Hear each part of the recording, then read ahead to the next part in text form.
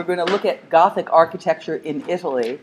And it's an interesting period to examine because Italy is the place where the Renaissance arose. There's a kind of overlap going on between sensibilities in the 1300s and especially in the 1400s as styles shift from one sensibility to another. Before I get into that topic, I just want to show you an image to answer a question a student asked me at the end of class the other day.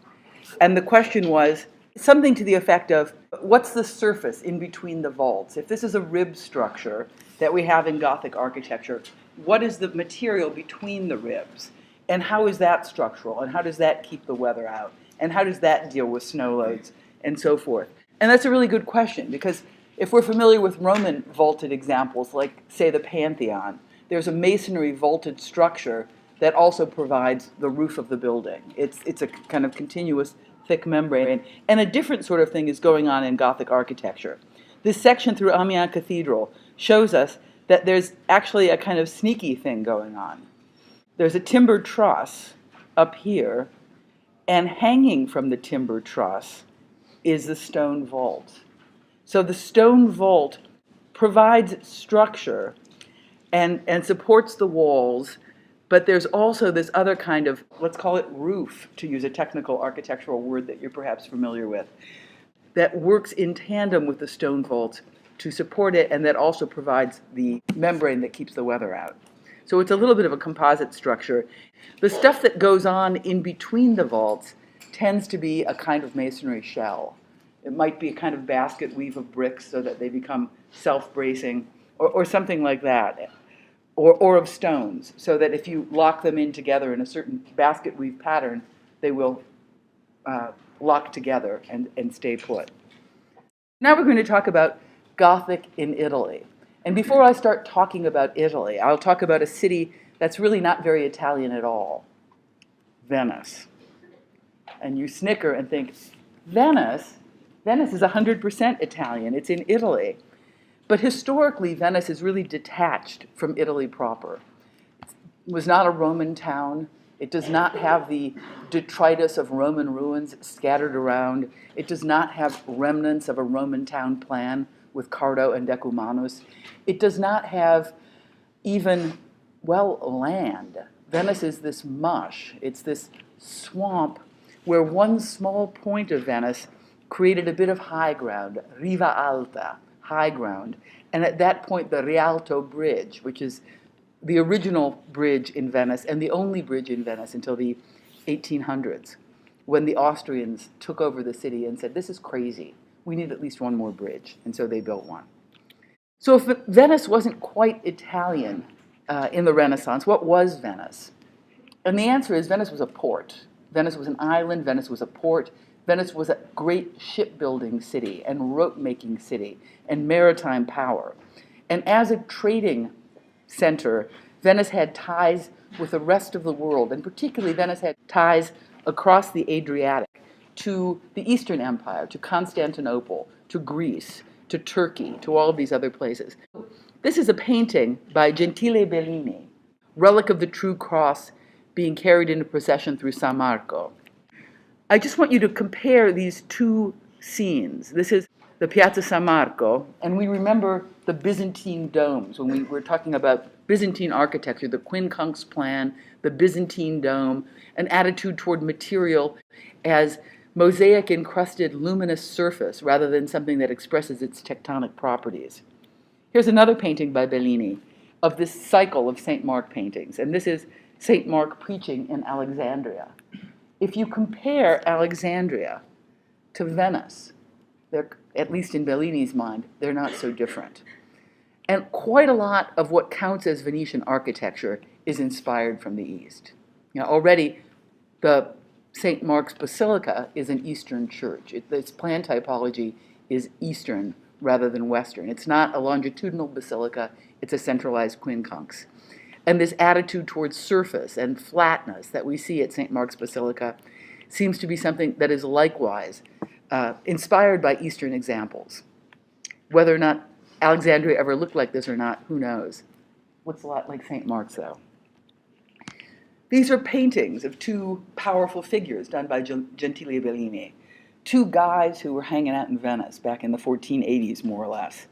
This is the Doge Giovanni Mocenigo, Italian guy, painted in profile, which is the way Roman emperors like to have themselves depicted on their coins, and therefore very popular with potentates of all description. And here's another guy, Sultan Muhammad II, a ruler of the Ottoman Empire. So Venice is this crossroads of lots of different sensibilities at the time. And when you look at the architecture in Venice, it can only be understood, I think, with reference to developments that were going on in the East as well as in the West. In fact, if you look at the little hat that the Doge, and the Doge basically means the Duke or the ruler, let's say Duke, the ruler of Venice. His funny little pointy hat seems awfully similar to the funny little wrapped turban that the Sultan is wearing, as though this is some kind of streamlined version of it. Pisa is another port city, and when we were talking about Romanesque architecture, we briefly looked at Pisa, and we saw that while the massing of the Romanesque architecture in Pisa was consistent with the massing of Romanesque architecture that we saw in other places like France and Spain, there was a really different attitude about surface. And the attitude about surface seemed inspired by the dematerialized screen walls that were common in Islamic architecture. So too, when you look at the port city of Venice, the trade city of Venice, the naval power of Venice, you see this predilection for thin screened architecture. This is a great building. This is the Ca' d'Oro, the Golden House, perhaps the most beautiful building in Venice. And that's me talking, that's not guidebooks. What's so nice about the Ca' d'Oro is you see a lot about what it is to build in Venice just by looking at the facade. For example, Venice is mush. There is no ground in Venice. The only way to build anything in Venice is to drive timber piles into the ground. And so if you're going to think about how to build a foundation that relies on driving trees into mud, you're going to be economical about where you put the foundations. So typically in Venice, the foundations go perpendicular to the canals. And this is on the Grand Canal because it's a great-looking house. You can kind of see the result of these perpendicular bearing walls. The result is that the stuff in between can dematerialize. The screen wall facing the canal has no structural value whatsoever. It's hung between these bearing walls. And so you get this laciness, this dematerialization of surface in Venice that's really quite extraordinary. You also can see here how a Venetian house in around 1428 would have worked. There's a porch for arrival, but the porch is on the water, not on the land. So you come in by gondola, you get off, and then you move through the house. So the face of the house is on the canal, and the house is porous and receptive to the water. Quite a different way of looking at this is to say, boy, this is a cool facade. Not talking about the function, not talking about the structural values, but just looking at the syncopated rhythm of these facades. Because of the ability to insist on centers, here's a center, here's a center, here's a center, and then destabilize those centers. So you get this kind of oscillating, unstable rhythm.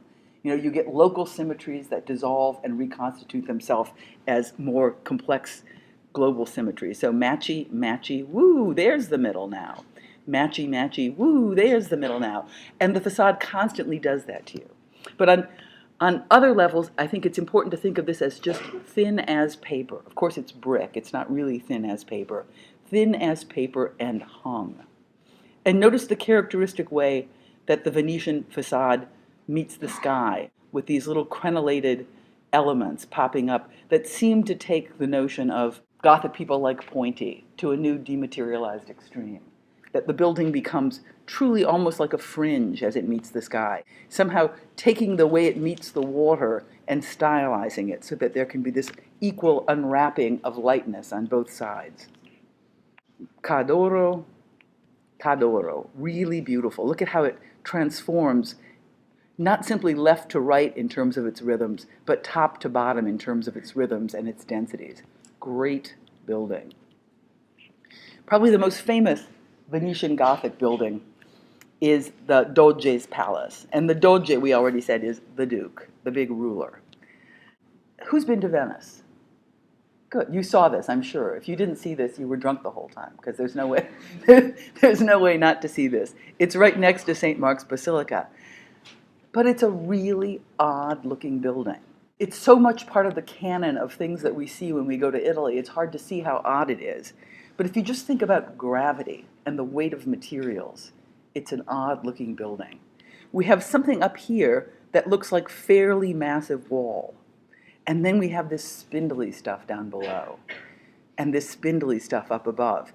It's as if it's kind of an anti-gravity building, or at least a building that's not interested in expressing and revealing the logic of how forces move through it, but rather dealing with quite a different situation. And of course, a lot of that could have to do with the fact that Venetian foundations are not perimeter foundations, as we would expect in less muddy countries, but in fact these parallel planes. Look at the surface. The way the brick gets laid up on the Doge's palace. It's a series of diamonds. And it almost seems like it's more interested in pattern making for the sake of pattern making than pattern making to reveal how forces are moving through the building. And just compare that to something like the Colosseum, where you have stacking orders, Doric, Ionic, Corinthian. It's a big wall. The wall is articulated and ornamented, but something about the ornamental pattern impressed on the wall of the Colosseum also lets you kind of logically connect to how this is being supported structurally. And the very opposite is going on with the Doge's palace. Just a few other views of the fabulousness of the Doge's palace. The lightness where it meets the ground, the lightness where it meets the sky. In fact, if you had to think of something that looks like the Doge's palace, it probably wouldn't be architecture. It would probably be something more like a carpet.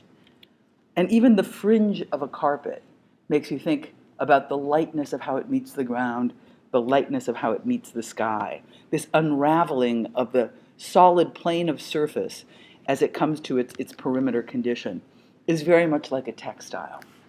And that's kind of cool, especially if you think about these connections with the East that Venice, this maritime culture, had, that they're looking at not only palaces or churches in Alexandria, but probably also more vernacular ideas about an architecture that might be more textile-based. Even look at the corner. This is an amazing detail. It looks as though two carpets have been woven together. I'm just planting seeds of this idea in your mind because it's going to come back again when we talk about the 19th century and we talk about different ideas for the origins of architecture. We've already talked about one idea about the origin of architecture that has to do with the primitive hut, Vitruvius's description of the origin of architecture. But it's possible, I won't give it away yet, but stay tuned. Somebody might think that there's an origin of architecture out there that has to do with thin curtains being hung on structural frames. And if that's true, we find an interesting precursor here in the Doge's palace. Let's leave this exotic land of Venice and let's go look for a moment at Italy. Up here we have France right over here, Switzerland right over here, Germany above it, Bohemia above it, and all these countries, all these bluish, greenish countries, are countries where Gothic architecture is well established. These are forested lands where the image of the forest with light dripping through the tangled tracery is something that is very sympathetic to the local traditions that were pre-Christian and therefore took off like crazy during the Gothic period.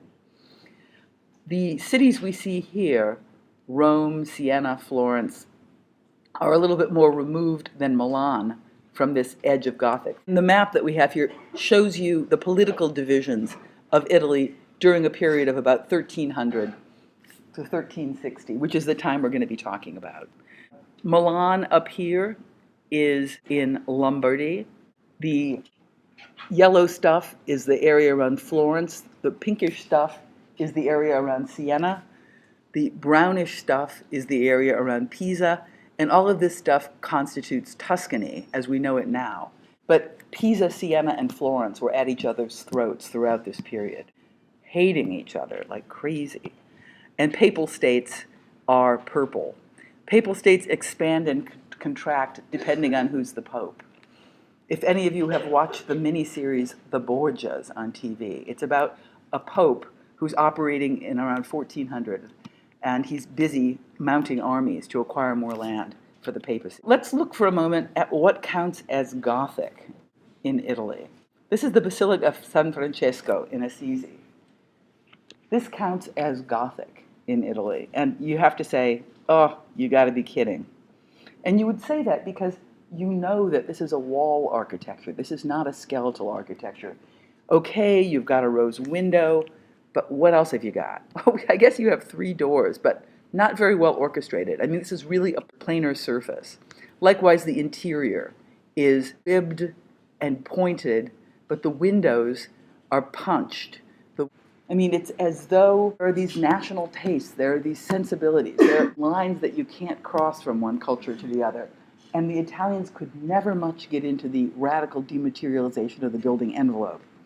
And in part that might be conditioned by climate, too.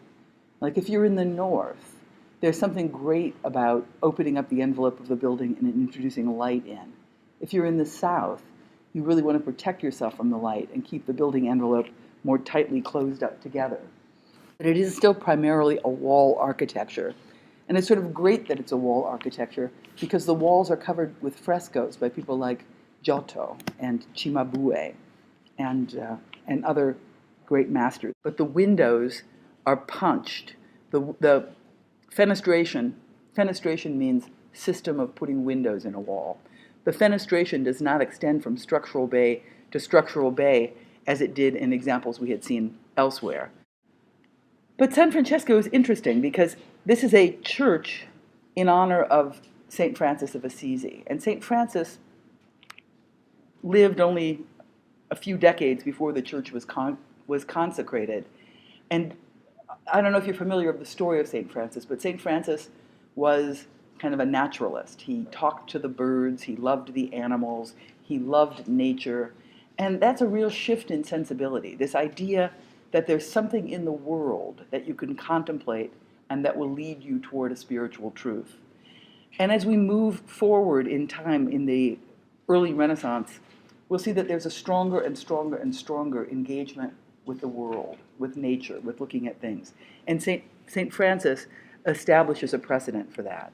Siena Cathedral, fabulous. This is looking a lot more Gothic than the cathedral in Assisi. Insofar as it's more skeletal, it's got the portal down right. We have punch windows with pointy arch tops on them, but not windows that find their location between 2 structural piers. And in fact, this whole notion of flying buttresses to support the wall, that's such a big deal at the same period if we were to look in Northern Europe, just isn't happening here at all because the wall is not being eroded to the same extent. We saw the English going crazy with pattern making, encrusting every surface with little carvings of little gargoyles or little monsters. And in the Italian example, it seems as though that's less of interest and that materiality alone carries the ornamental value for the building. And by materiality, I mean the qualities of the material. The qualities and the properties of the material become significant in giving character to the building. So here we have colored marble.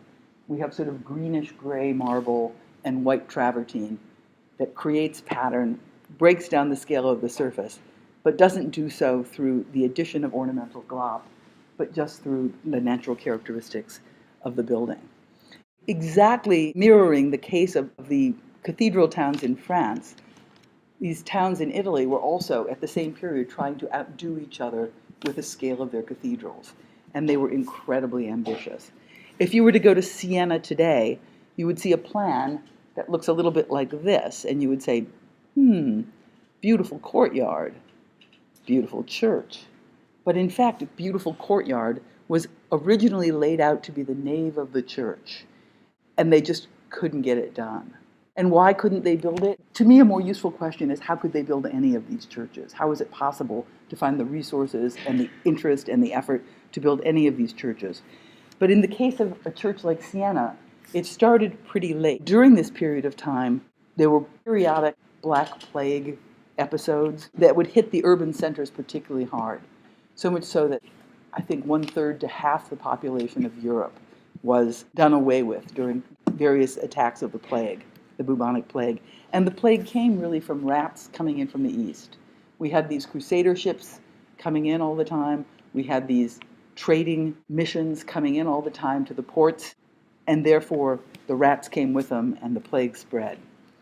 When the plague hits a town like Siena, you no longer have the skilled craftsmen to build the rest of this church, and you also no longer have a burgeoning economy that can support the construction of a church like this. So the courtyard is a kind of sweet little reminder of something that doesn't exist. Here's the space adjacent to the church where that courtyard is.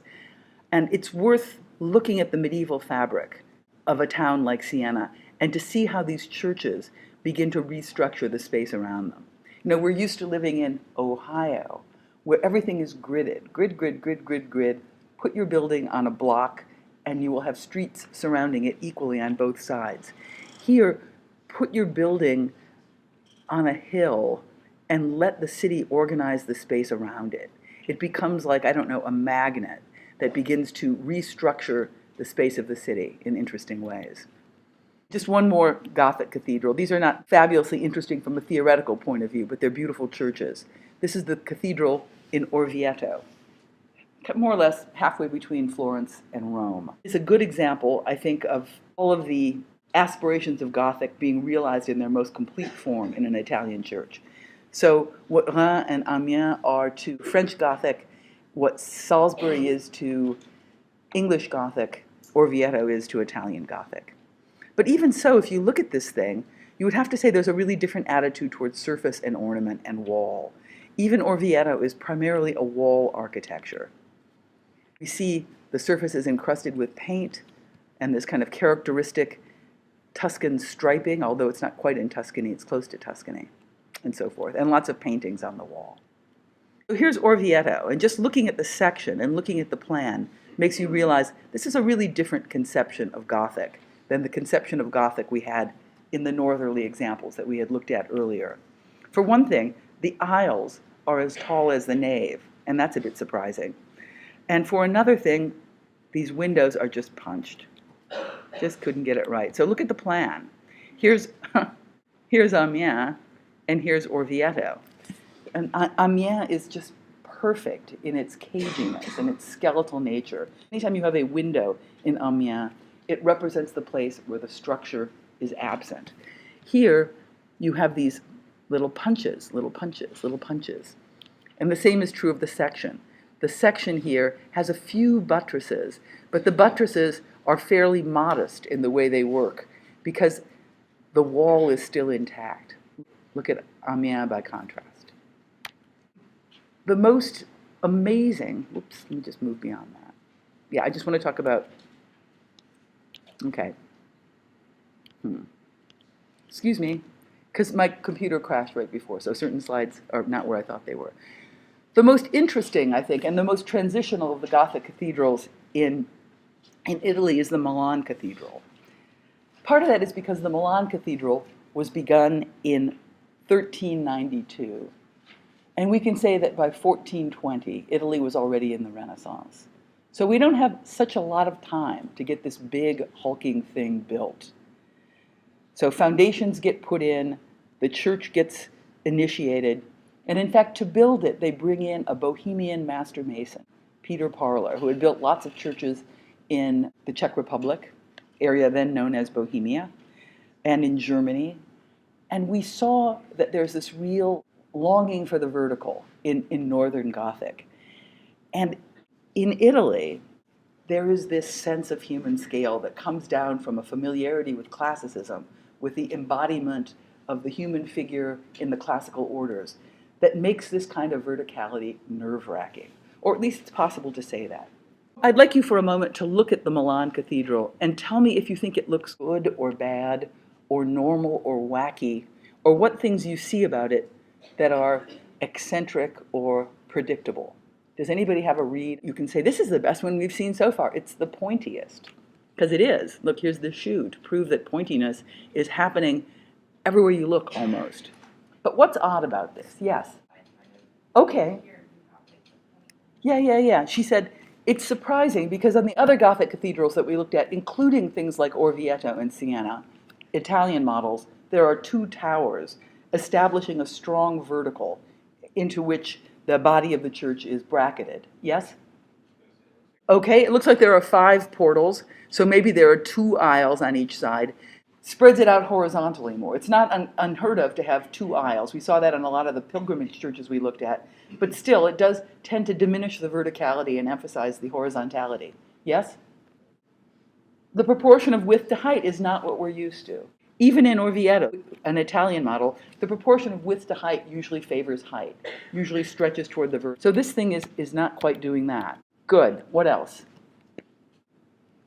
Yeah. I'm going to say the slant of the roof. Good. Good. He's observed that there's just one big geometrical triangle here. The slant of the roof organizes the whole thing. We haven't seen this anywhere else before. We've always seen some facade that had to either do with the expression of the basilican section in a straightforward way or towers flanking the pointed roof. Good. What else? There's something really wacky going on this facade. Yes? Okay, where there's usually a rose window, there's just kind of a regular window. If regular window means giant pointed arched window, right? Okay, good. Yeah. Yes? Okay, it's strange that this thing seems incredibly interested in organizing itself based on these vertical bays. It's not so interested in threading across, say, the gridded system that we saw in the French cathedrals, or a hierarchical system that we saw in the English cathedrals, where the central portal really becomes an organizing feature that begins to bring the whole facade into control. Good. What else? I'm looking for something that doesn't belong on a Gothic cathedral. Yes? It's like a pediment right up here. Yeah, that's kind of classical. What's the pediment over? Okay, it's over a balcony. I'm looking for a word. You know it. You've been using your hands to say it. You just do this because you fidget? Go ahead. Yeah, they have rounded arches. Look at that. Rounded arches. This is a crazy facade. And this is a crazy facade because it is a facade that just didn't get built fast enough, or was based on aspirations that came down from the north and were imposed on the people of Milan, and people hated it from the get-go and tried to make adjustments all along. The story of the Milan Cathedral is such that already, only like a few years into its construction, drawings were sent to a mathematician in Bologna. And the question was, is there any way you can make this thing less vertical? Because the architect, Mr. Peter Parler, had this idea about quadrature to establish the height of the nave. And here, Parler's idea about quadrature were these square or rectangular modules that would be stacked to give you a certain height. And that was just too tall. People didn't want it that tall. So they had to figure out a way to lower the height of the nave so it wasn't so antipathetic. And these are really strange words to be using, because we've been talking a lot about how ecclesiastical architecture is driven by meaning, and you want it to mean something. And it's not so much of vertical spaces creep me out, make it lower. But there's some of that going on here in the Milan Cathedral. However, it also had to mean something, and that's why the mathematician, Mr. Stornoloco in Bologna, came in and took what was already constructed of the Milan Cathedral and reinscribed it into a different geometrical system. So this is Stornoloco's drawing.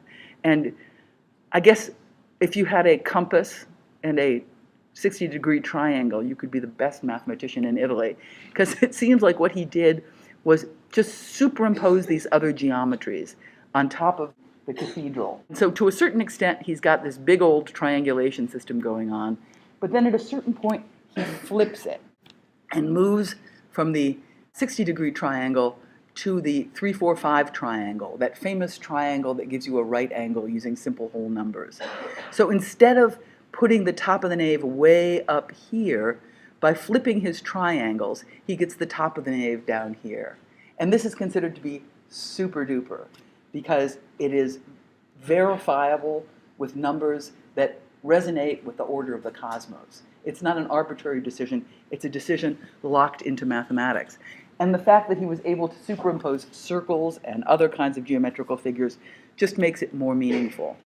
The proportions of the Milan Cathedral were so much in debate that 200 years later, let's say or less, they were still talked about. And when Cesariano wanted to illustrate Vitruvius's principles of architecture, take this book that was just literary descriptions of what the ancients wanted to do, Cesariano, for the most part, illustrated it with images from the Milan Cathedral, which seems crazy. Like, why would you look at the Milan Cathedral to illustrate classical architecture? Why not look at classical buildings? Why not look at the Colosseum or the Pantheon?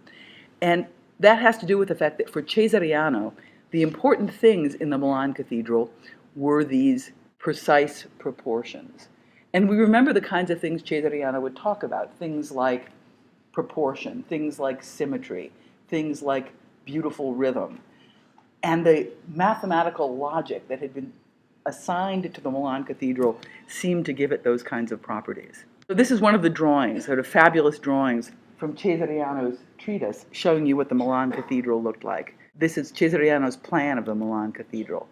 But for the most part, Cesariano's drawing emphasizes this idea of the big triangle organizing the whole.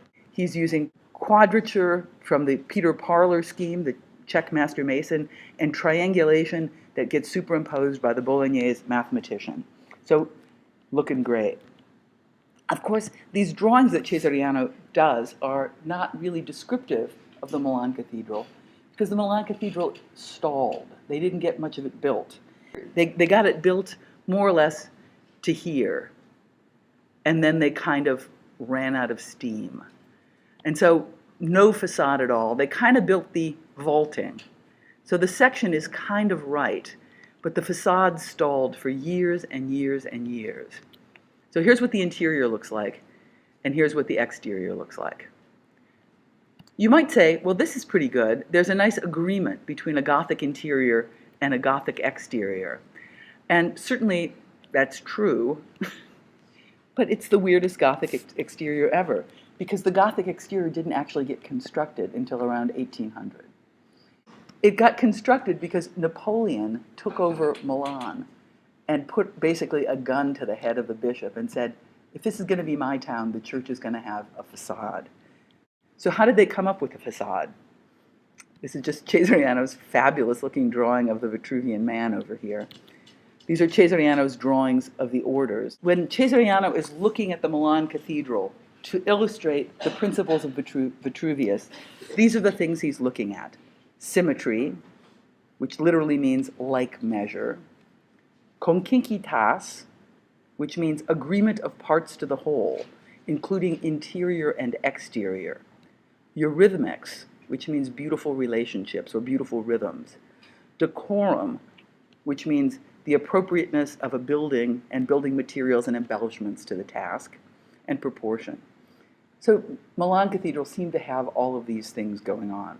Of course, it didn't quite have concinquitas at the time that Cesariano was writing, because there was no exterior. There was only an interior, and only a little bit of an exterior. Do you guys know who the Eurythmics are? Right? 80s, I think, possibly. The Berlin Wall almost came down about 5 years before it ultimately came down, because they had a rock concert on the West Berlin side of Berlin, and they aimed loudspeakers into East Berlin, and the youth of East Berlin were running at the wall trying to get over. It was quite a moment. So anyhow, Eurythmics. Let me just show you a few more interventions in the cathedral. It's called the Tiburio, but let's say lantern, or the crossing tower of the Milan Cathedral, built by no less an architect than Mr. Leonardo da Vinci. You know him, perhaps, yes? At around, let's say, 1500. It's weird-looking stuff for Renaissance guy Leonardo da Vinci to be doing. And one reason it's weird-looking is that it's so Gothic. But clearly Leonardo is responding to this notion of concinquitas, agreement of interior and exterior. So Leonardo is proportioning it well. Leonardo is inventing a clever structure, but he is not willing to breach the agreement of parts, agreements of interior and exterior. However, other architects came on board, and they were a little bit more happy to play around with these changes. For example, there was a Renaissance facade that was proposed that looked like this. And this is a kind of smart Renaissance facade, because it takes the idea of pointy, which is so important if you want to have agreement of interior and exterior, but it finds a classical equivalent for pointy. pediment, kind of pointy, little statues on top, acroteria from Greek architecture, pointier yet, more fringy, and then obelisks, which is really smart, like Egyptian obelisks, many of which the Romans had brought back, so were associated at that time with Roman architecture, and just decorates the cornice of the building with these elements. But there is this big superposition of classical elements on top of the blank facade of the Milan Cathedral. And at this period, you get a couple of these telling elements that we saw before. Things like these Renaissance round-headed elements that are, or the pedimented elements that surmount the round-headed elements. Those things get constructed. And it is usually the case with Italian architecture that once they build something, they will never tear it down. It will be the task of the next architect to figure out some way to rein it in and to bring them all together. There were a number of problems with this project, but one of the problems is it required these colossal stone columns to be brought to the site that organized 2 stories of the building. And notice how discontinuous this facade is with the actual basilical volume of the church. We know that something is happening more or less like this inside. This is just a big old billboard. So this architect has no interest in conquinquitas. His name is Pellegrino Pellegrini, by the way. You don't need to know that. So that's a bad proposal anyhow, but they could not transport the columns to the site. And one of the tasks that the architect would have to do is figure out how to transport materials there. So they kept breaking. These colossal columns kept breaking. Work stopped for a while. Baroque guy came in and came up with this project, which is more respectful of the logic of the basilica, uses smaller columns, so probably easier to transport materials, but still keeps pointy going with obelisks on top. Work stalls because people become concerned about this idea of conquinquitas. You know, how is this Renaissance facade in any way in agreement with the Gothic interior? How can we make that work? So there was a big competition in around, let's say, 1640, more or less. And to judge the competition, they got the smartest architect guy that they could find, Gian Lorenzo Bernini, who you'll hear a lot about in the coming weeks. Really important figure in art and architecture. Bernini was the judge. Bernini had these 2 facades, which are astonishing, that he had to judge. And which one do you think Bernini liked? Anybody have a take? Does anybody know who Bernini is? Oh, he's so good. You're going to be so happy when you learn about Bernini. But let's just say high Roman Baroque architect, widely respected. Which one do you think he liked and why? Is that a hand, Danielle? The one on the right, this one? Why? Well, it looks exactly like what got built. But what got built in the 19th century. Anybody have a different opinion of what Bernini might have liked? Yes? He didn't make his own. That would have been the smart thing to do, saying, these both suck. I have a better idea. Let me show you what I can do. Anybody have another idea? Bernini is the guy who did a lot of really great sculpture, like Santa Teresa in Ecstasy and Daphne and Apollo. Really great stuff. Yes? Okay, the left one is more figural. Boy, is it figural. It's so figural you just want to run away screaming. It's true, Bernini liked the left one, but it wasn't the figurality of that, because I think Bernini would say, this is horrible looking. But what it was articulated in a way that somebody who embraced classical articulation of buildings could understand. For example, this thing at least has columns. This thing at least has entablatures. This thing at least has something, albeit incredibly hybrid, but something that counts as a pediment. So Bernini had language to describe what was going on here. And what was going on here in the scheme by Mr. Buzzi is nuts. It is completely agrammatical. It doesn't make sense to anybody who's used to dealing with classical architecture. These vertical striations that organize the whole facade that somebody pointed out as odd struck Bernini as incredibly odd also. And the giant triangular figure that was not at all interested in expressing the basilican section inside the church struck Bernini as odd. So when Napoleon's troops came in and they were forced to build a facade, they really had no time at all to figure out what to do. But by that point, by 1800, they had been through the Enlightenment, and they were on the verge of the real explosion of historical revival styles. And so they picked this one. And they picked this one because I think it was easy to build, but it was also logical and clear and was pointy. And they wanted it pointy. So the story of the Milan Cathedral is really, really instructive. Similar stories happened all over Italy. This is the San Petronio Church in Bologna, which looks like this. And the reason it looks like this is also that it was started late. And because it was started late, they didn't get it built before people just stopped liking Gothic, and that styles shifted, and they moved in another direction. And so to this day, you don't have much more of it. But there are proposals by really kind of spectacular architects like, say, Palladio had this great idea about how to put a facade on the Bologna Cathedral, which was, as we'll see soon, the same trick Palladio uses anytime he has to put a facade on a building. Take two Roman temples, superimpose them, and spread it out. That's how you solve it. This is by another great architect, Vignola. Vignola is being a little bit more faithful to the Conquinquitas game, which is to say, how can I make this thing kind of Gothic-y? And his method deploys a trick from the old obelisks on the roof that we see over here. But ultimately, nothing got built at San Petronio, except for that little bit of Gothic facade that we saw in the photograph we looked at earlier. Probably the unfinished Gothic church that's most interesting and most instructive is the Church of Santa Maria del Fiore in Florence, built by the great architect Arnolfo di Cambio. Seems like, well, he's got enough time to get more of it done than the architects of the Milan Cathedral. But a problem with the Florence Cathedral was that Arnolfo was really good. He was a really great architect. And so because he was such a good architect, he had very ambitious ideas about what he would do in the Florence Cathedral. For example, if you look at the plan, you see something that is quite extraordinary based on everything we've seen so far, and that is giant dome. If you look at the Siena Cathedral, you will see that there's a pretty giant dome going on in here. And part of the reason the Siena Cathedral has this giant dome is that both the structure of the transept and the structure of the nave and choir independently provide piers to provagonal base for the springing of the dome instead of the square crossing of the transept and the nave that you usually have. So Siena gets this great-looking dome. Great-looking dome. And Florence and Siena are at each other's throats all the time. And the reason they're at each other's throats all the time is political. They're both powers in the same region. But it's also political in that Florence is a Guelph city, Guelf,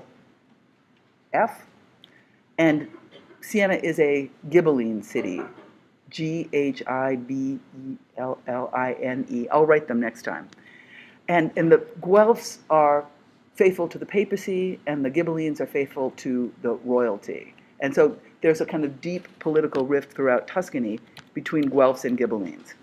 So if Siena has a great-looking dome, Florence wants a better-looking dome, and they're lucky enough to have Arnolfo, who conceptualizes this vast dome that not only clips into the transept, but subsumes the space of the nave and the transept in its vast expanse. So Florence is going to have a great-looking church. They have a great architect. Arnolfo knows how to do it, builds a lot of it, and then dies. So the great Arnolfo di Cambio died, and nobody had a clue how to build the church. And that's sort of sad. You see that Florence has a great-looking facade. You'd say, well, thank God they at least got the facade built before Arnolfo's death. But that's also not true. The facade of the Florence Cathedral was built during the early 19th century by Gothic Revival architects. It had been incomplete up until that point, and they just felt we better get a facade up. And luckily, we in the 19th century have great ideas. And already by the late 19th century, people wanted to revise the facade of the Florence Cathedral to make it pointier and more Gothic. So this is a proposal for how to fix up the facade of the early 19th century facade of the Florence Cathedral with a late 19th century facade of the Florence Cathedral, which never got built. And I think it's good that it never got built, because the early 19th century facade of the Florence Cathedral at least looks Italian. It's got that characteristic striped Tuscan marble. It's got the characteristic dominance of the wall with a punch, which is what we see in Italian Gothic architecture. The late 19th century revivalists wanted to give you this more French expression of the Gothic in their idea about the facade. Plus, there were other buildings in the immediate adjacency, immediate vicinity of the Florence Cathedral that gave a clue as to what the language could be. This is the bell tower, the campanile of the church, built by the great artist and architect Giotto. And here, right in front of it, we have a baptistry that is Romanesque and that is probably built over an old Roman temple to Mars. At least many accounts say that. Up here we see another Florentine church called San Miniato al Monte. It's just on a hill across the Arno River. And in these two examples, we see that this polychromatic pattern making that we observed in the Siena Cathedral was something that was very common also in Florence. So my vote goes to the early 19th century facade.